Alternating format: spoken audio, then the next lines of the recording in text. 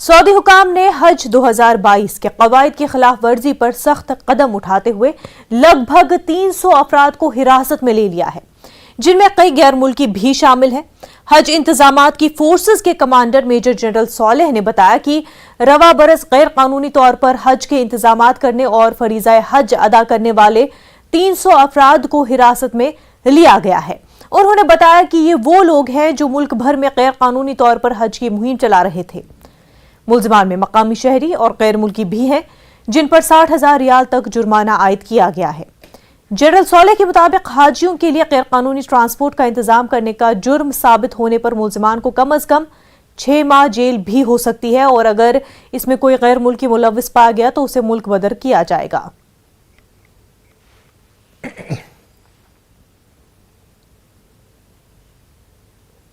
Saudi अरब के शहर मक्का में मनासिक हज की अदायगी के लिए तमाम तरह की तैयारियां मुकम्मल हो चुकी है। कोरोना वायरस के बाद पहली बार 10 लाख आज़मीन हज की सआदत हासिल करेंगे, जिनमें 8.5 लाख गैर मुल्की शामिल है। मनासिक हज का आगाज कल से होगा। रिपोर्ट्स के मुताबिक दुनिया भर से सऊदी अरब में आज़मीन हज की आमद मुकम्मल हो चुकी है। हुकाम का कहना है कि दौरान हज मस्जिदुल हराम को दिन में 10 बार धोया जाएगा और हर बार 1,30,000 लीटर जरासीम कुछ भी इस्तेमाल किया जाएगा। सऊदी वजीर दाखिला और हज कमेटी के सरबराह शहजादा अब्दुल अजीज बिन सौद बिन नाइफ ने हज सिक्योरिटी फोर्स को तैयारियों की जायजा लिया। उन्होंने आज़मीन हज की खिदमत पर मामूर तमाम सिक्योरिटी इदारों की तैयारियों पर इत्मीनान का इजहार भी किया। काबिल जिक्र है कि 2 साल के ताअत्तुल के बाद दुनिया भर के आज़मीन हज बुध को हज की सआदत हासिल करेंगे। इससे कबल 2 साल तक कोरोना वायरस वबाई अमराज को रोकने के लिए पाबंदी आयद की गई थी। गुज़िश्ता साल महज 60,000 आज़मीन को हज की इजाजत फराहम की गई थी, जबकि 2020 में कोरोना वबा के उरूज के सबब 10,000 आज़मीन ने हज करने की सआदत हासिल की थी।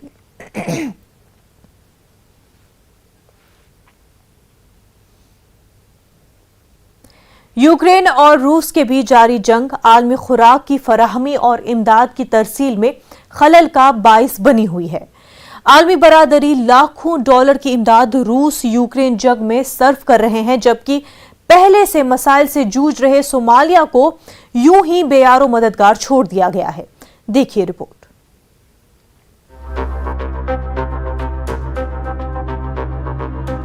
यूक्रेन और रूस के बीच जारी जंग आलमी खुराक की फराहमी और इमदाद की तरसील में खलल का बाइस बनी हुई है। सोमालिया में सैकड़ों खानदान अपना पेट पालने के लिए जद्दोजहद कर रहे हैं, जबकि खुश्क साली ने मुल्क के एक बड़े हिस्से को तबाह कर दिया है। मौजूदा खुश्क साली को दहाइयों में बदतरीन करार देने के बावजूद बमुश्किल यहाँ इंसानी इमदाद पहुँच रही है। सोमालिया के लोग बका के बेहतर इम्कानात की तलाश में अपने दही घरों से नकल मकानी कर रहे हैं। इस कैंप में लगभग 70 खानदान हैं, लेकिन उन्हें काफी खुराक फराहम मयसर नहीं है। इन खानदानों को सिर्फ रोटियों और काली चाय पर इक्तफा करना पड़ रहा है। पीस एंड डेवलपमेंट एक्शन के store room manager Shafi Ali Ahmad के मुताबिक इस कैंप में खुराक का जखीरा लगभग खत्म हो चुका है।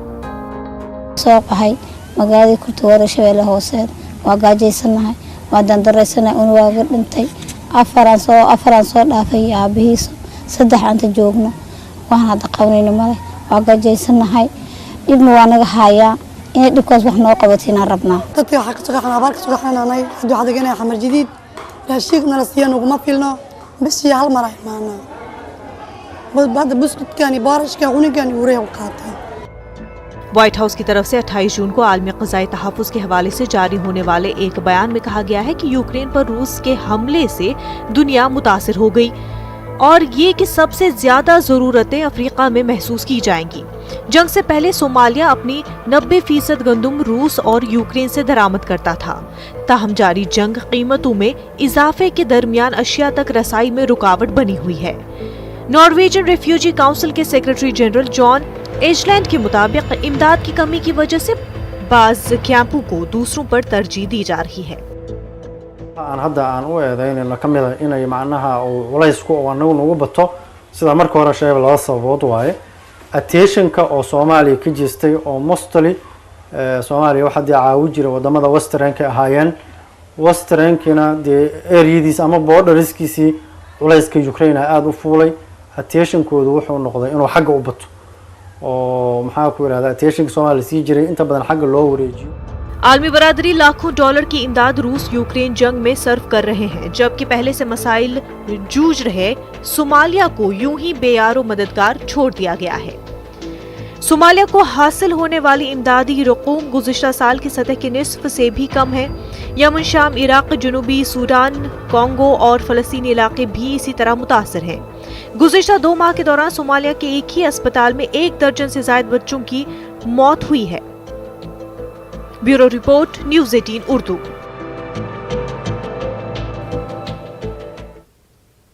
हालात की संगीनी को देखते हुए अक़वाम मुत्तहिदा के वर्ल्ड फूड प्रोग्राम ने वस्ती अफ्रीका जमहूरिया में ग़िज़ाई अदम तहफ़्फ़ुज़ के खात्मे के लिए 68.4 मिलियन डॉलर की अपील की है। एजेंसी ने कहा कि ज़रूरी अशिया की कीमतों में तेज़ी से इजाफा जो यूक्रेन की जंग से मुंसलिक है, पहले से ही मुश्किल इंसानी सूरत हाल को बढ़ा सकता है। Nations World Food Program is appealing urgently for $68.4 million.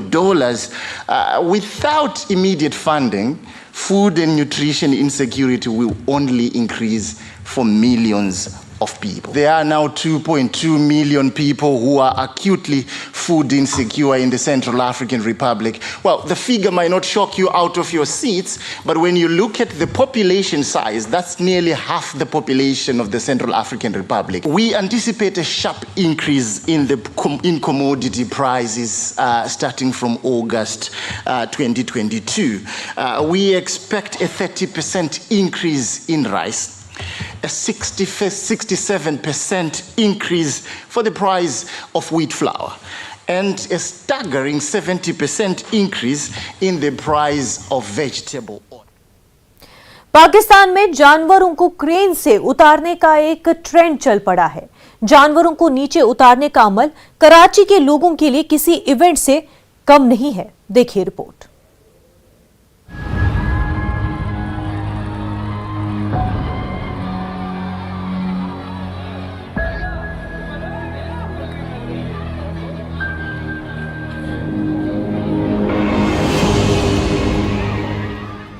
Pakistan में ईद उल अजहा की तैयारियां जोरों पर हैं। कुर्बानी के लिए जानवरों की खरीदी का अमल उरूज पर है। इधर पाकिस्तान के शहर कराची में कुर्बानी के लिए इमारतों की छतों पर पाले गए जानवरों को क्रेन से नीचे उतारने का मंजर काफी मकबूल हो रहा है।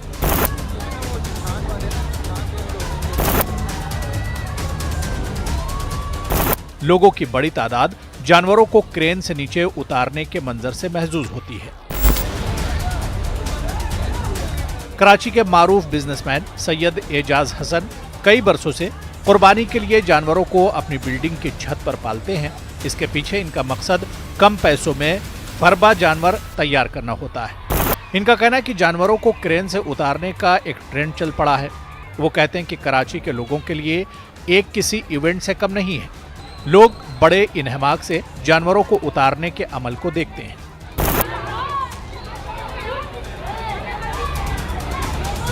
कराची समेत पाकिस्तान के कई शहरों में लोग साल भर कुर्बानी के लिए जानवर को तैयार करते हैं और इसके लिए बाज अफराद अपनी बिल्डिंगों की छतों का इंतखाब करते हैं। ये ट्रेंड इतनी तेजी से मकबूल हुआ है कि लोग इस दिन का इंतजार करते हैं जब जानवरों को छतों से नीचे उतारा जाता है।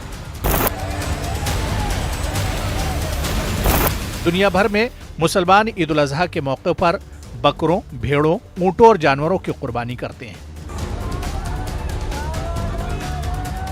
ईद उल अजहा का जज्बा कुर्बानी को बेदार करना और अपनी अजीज से अजीजतर चीज को हुक्म रब्बानी के मुताबिक रज़ा इलाही के हुसूल में कुर्बान करने का हौसला पैदा करना, यही कुर्बानी है।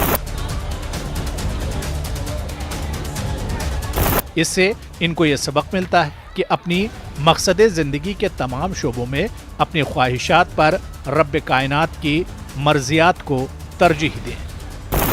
Bureau report, news 18 Urdu. मगरबी दिफाई इत्तेहाद नेटो के रुकन 30 ममालिक ने स्वीडन और फिनलैंड की उस इत्तेहाद में शमूलियत के प्रोटोकॉल पर मंगल के रोज दस्तखत कर दिए। इन दोनों शुमाली यूरोपीय ममालिक की नेटो में शमूलियत का मामला अब पहले से रुकन चले आ रहे ममालिक की हुकूमतों को भेज दिया गया है, जिनके कौमी पार्लिमानी इदारों को इस शमूलियत की लाजमी मंजूरी देना है। इस प्रोटोकॉल पर दस्तखतों के मौके पर नेटो के सेक्रेटरी जनरल स्टोलनबर्ग ने ब्रसेल्स में कहा कि स्वीडन, फिनलैंड और खुद नेटो के लिए आज का दिन हकीकी मानों में एक तारीखी दिन है। स्वीडन और फिनलैंड ने मगरबी दिफाई इत्तेहाद में शमूलियत की दरख्वास्तें रूस के यूक्रेन पर फौजी हमले के बाद पैदा होने वाली कौमी और इलाकाई सलामती की सूरत हाल की वजह से दी थी। I commend all allies for moving so quickly in accepting Finland and Sweden's applications for membership. And I want to thank Turkey, Finland and Sweden for their constructive approach. The trilateral agreement they signed at the Madrid summit made today possible. I know all three parties are working hard on the implementation and robust follow-through, especially in the fight against terrorism. I now count on all allies to ensure the speedy ratification of the accession according to their national procedures. At the same time, the ratification process will be launched in all NATO member countries. We highly appreciate the support of the alliance to the membership of Finland and look forward to a swift ratification process. The membership of both Finland and Sweden will not only contribute to our own security, but to the collective security of the alliance. Thank you very much. We will honor the memorandum fully, and there is, of course, no lists or anything like that in the memorandum. But what we will do is to have better cooperation when it comes to terrorism and also to get information and so on and so forth. As you can see, there is no mentioning of any lists or any numbers or anything in the memorandum. वक्त हो गया एक छोटे से break का, जल्द होंगे हाजिर।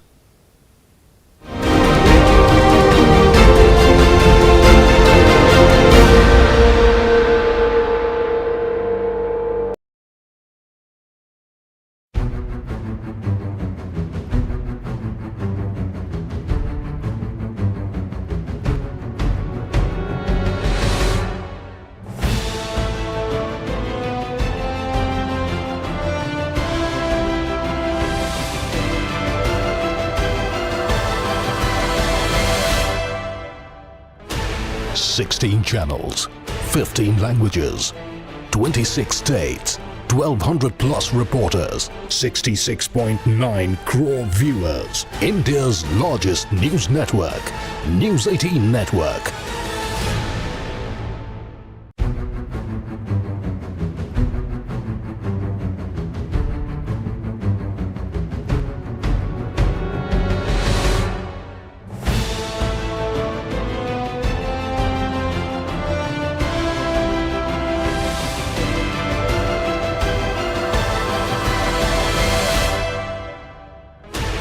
$16 channels, 15 languages, 26 states, 1,200 plus reporters, 66.9 crore viewers. India's largest news network, News 18 Network.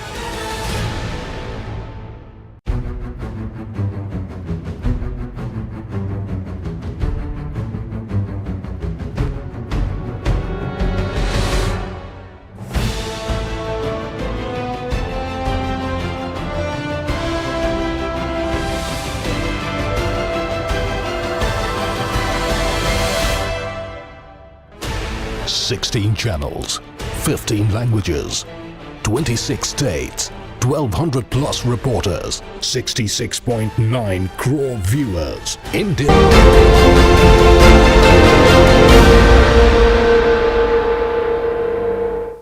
Break के बाद आपका खैर मकदम है। रूस ने ऐलान किया कि उसने लिसिचांस्क पर कब्जे के बाद लुहांस्क में अपनी खुसूसी फौजी कार्रवाइयां मुकम्मल कर ली हैं, लेकिन यूक्रेन ने कहा कि उसका खित्ते का जारी दिफा कामयाब रहा।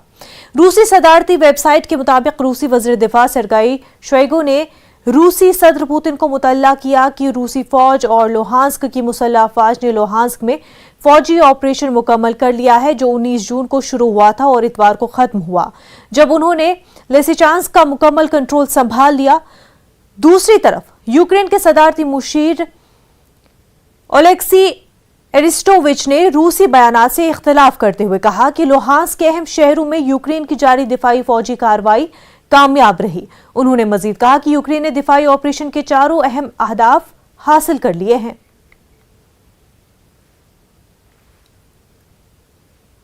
वहीं यूक्रेन के सदर ज़ेलेंस्की ने रूस पर मजीद दबाव डालने का मुतालबा किया और खबरदार किया कि रूस यूरोप के लिए एक और बहरान पैदा कर सकता है।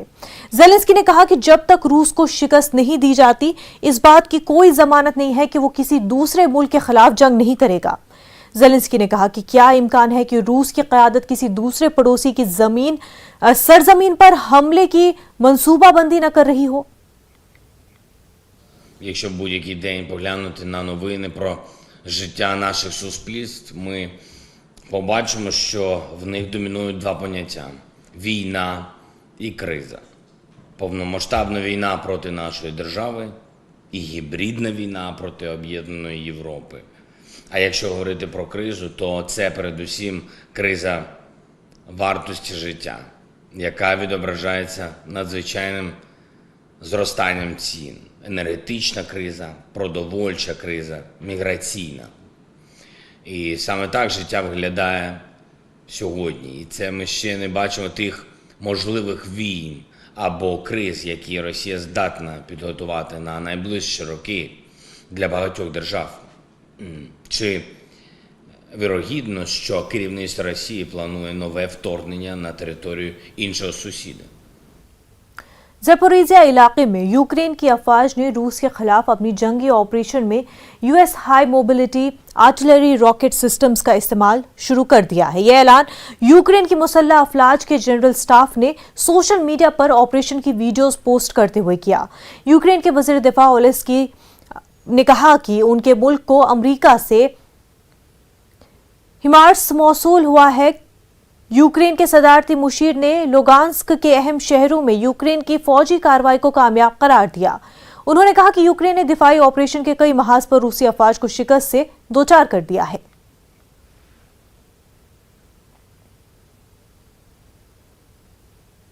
बरतानिया के इक़्तिसादी तहक़ीक़ी मरकज़ की जानिब से जारी करदा रिपोर्ट में कहा गया है कि रवा मौसम सरमा में यूरोप में माशी कसाद बाजारी का इम्कान 40% तक बढ़ गया है। Centre for economics and business research की तरफ से जारी करदा रिपोर्ट में कहा गया है कि रूस की जानिब से गैस की बरामदात में कमी के बाद यूरोप में गैस की सप्लाई बदस्तूर मुतासिर होती जा रही है और यूरोप में मईशत की शदीद कसाद बाजारी यकीनी बन गई है। रिपोर्ट में कहा गया है कि यूरोपीय कंपनियां गैस की फराहमी की कमी और तवन्नाई की बढ़ती कीमत के नतीजे में अपनी फैक्ट्रियां बंद करने पर मजबूर हो सकती हैं। रिपोर्ट में यह भी बताया गया है कि बढ़ते हुए कंज्यूमर प्राइस इंडेक्स के साथ साथ अफराते ज़र भी यूरोप के माशी सूरत हाल को मजीद खराब कर सकता है।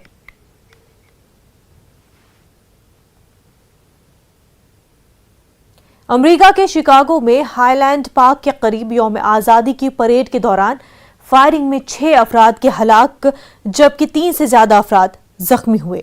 ये फायरिंग एक करीबी इमारत से उस वक्त की गई जब पूरा अमेरिका अपना 246वां यौम आज़ादी मना रहा था। इस मामले में एक मुश्तबा मुलजिम को गिरफ्तार किया गया है। अमेरिकी सदर जो बाइडेन ने फायरिंग के वाक़े पर अफसोस का इजहार किया। देखिए रिपोर्ट।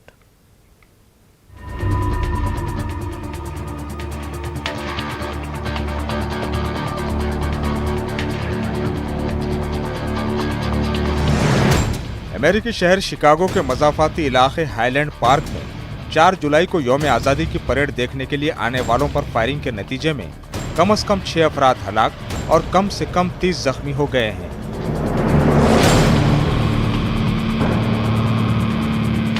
पुलिस ने एक 22 साल नौजवान को पर्सन ऑफ इंटरेस्ट करार देते हुए हिरासत में ले लिया है।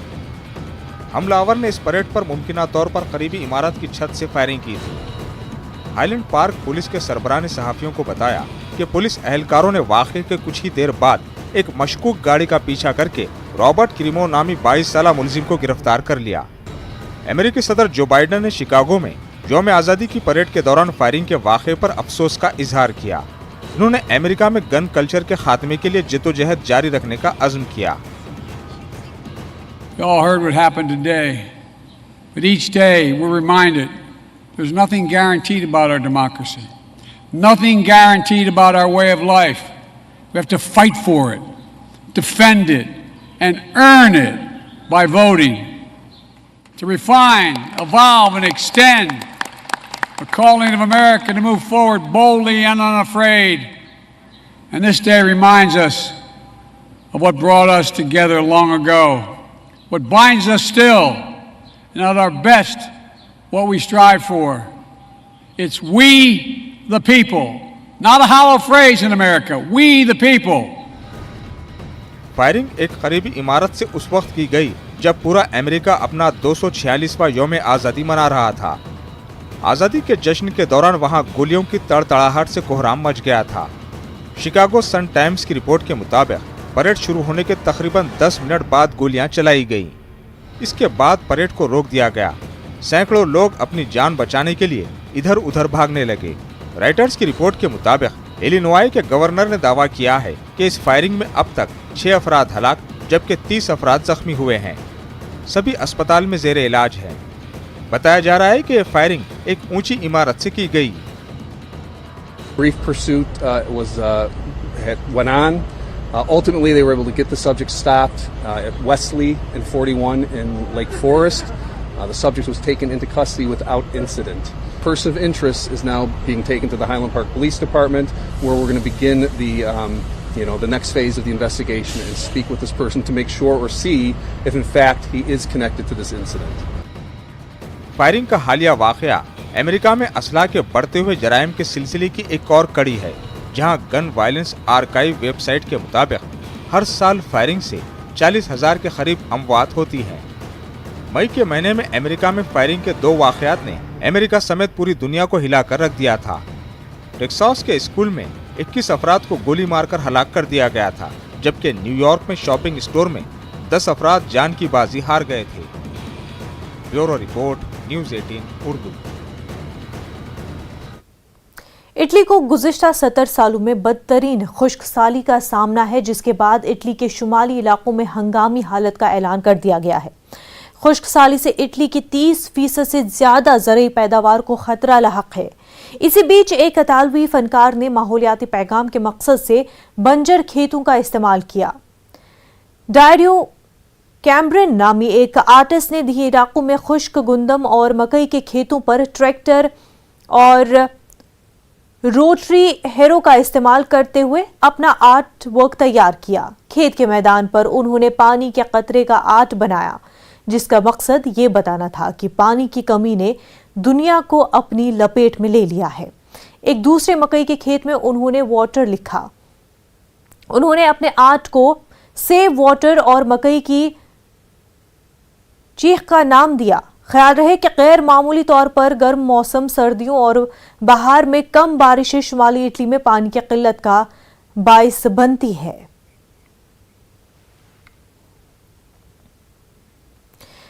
बुलेटिन में फिलहाल इतना ही। हमें दीजिए इजाजत। आदाब।